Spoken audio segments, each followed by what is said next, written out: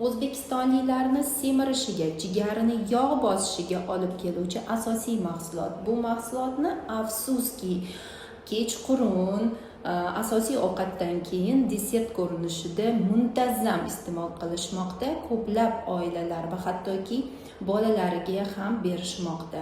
Bu mahsulot jigarni yog' bosishi, semizlik, qorin sohasida yog' yig'ilishiga, insulin rezistentlik, natijada qandli diabet, davleniya kasalliklari, infarkt, insult va hattoki rak kasalligiga ham sabab bo'lishi mumkindir. Bu mahsulot o'ta shirin, o'ta yog'li va muzdek va bu mahsulot muzqaymoq.